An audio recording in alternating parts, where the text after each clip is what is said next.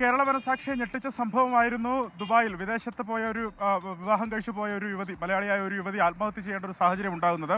അത് എത്രത്തോളം പീഡനം അനുഭവിച്ചാണ്, ഭർത്താവിൻ്റെ പക്കൽ നിന്നടക്കം എത്രത്തോളം മാനസിക പീഡനം ഏറ്റുവാങ്ങിയാണ്, ശാരീരിക പീഡനം ഏറ്റുവാങ്ങിയാണ് അതുല്യ ആത്മഹത്യ ചെയ്തതെന്ന് കഴിഞ്ഞ ദിവസങ്ങളിൽ കേരളം കാര്യമായി ചർച്ച ചെയ്തതാണ്. ഈ വിഷയത്തിൽ അതുല്യയുടെ ഭർത്താവ് സതീഷ് തിരുവനന്തപുരം വിമാനത്താവളത്തിൽ എത്തവെയാണ് ഇമിഗ്രേഷൻ കസ്റ്റഡിയിലെടുക്കുന്നത്. ഇമിഗ്രേഷൻ കസ്റ്റഡിയിലെടുത്ത് വലിയതുറ പോലീസിന് സതീഷിനെ കൈമാറുകയായിരുന്നു.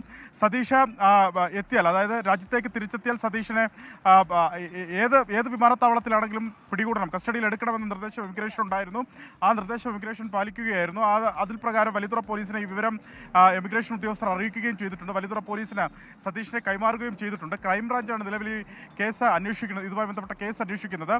ഏതാണ്ട് മണിക്കൂറുകൾക്കുള്ളിൽ തന്നെ ആ മേഖലയിൽ നിന്നുള്ള ക്രൈംബ്രാഞ്ച് സംഘം ഇവിടേക്ക് എത്തി സതീഷിനെ കൊണ്ടുപോകും. സതീഷിനെ വലിയതുറ പോലീസ് ക്രൈംബ്രാഞ്ചിന് കൈമാറും എന്നുള്ളതാണ് ലഭിക്കുന്ന വിവരം. അങ്ങേയറ്റം ദാരുണമായ സംഭവമാണ് ദുബായിൽ ആ സമയത്തുണ്ടായതെന്നുള്ളത് നമ്മൾ ചർച്ച ചെയ്ത് കണ്ടതാണ്.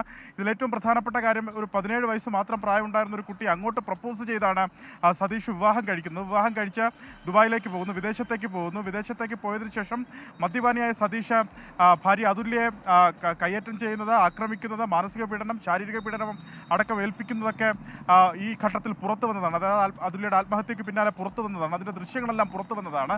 സതീഷ് ഈ ആരോപണങ്ങൾ താൻ മദ്യപാനിയാണ് എന്ന് സമ്മതിക്കുന്നുണ്ടെങ്കിലും മറ്റു കാര്യങ്ങളൊന്നും ഉണ്ടായിരുന്നില്ല എന്ന് സതീഷ് നിഷേധിച്ചതും നമ്മൾ കണ്ടതാണ്. അതിനു പിന്നാലെയാണ് സതീഷ് നാട്ടിലേക്ക് എത്തുന്നതും നാട്ടിലേക്ക് എത്തവേ തന്നെ തിരുവനന്തപുരം വിമാനത്താവളത്തിലെത്തവേ സതീഷിന്റെ അറസ്റ്റും പോലീസ് രേഖപ്പെടുത്തുന്നത്. ഇമിഗ്രേഷൻ ഉദ്യോഗസ്ഥർ കസ്റ്റഡിയിലെടുത്ത് സതീഷിനെ വലിയതുറ പോലീസിന് കൈമാറുകയായിരുന്നു. അനുജ.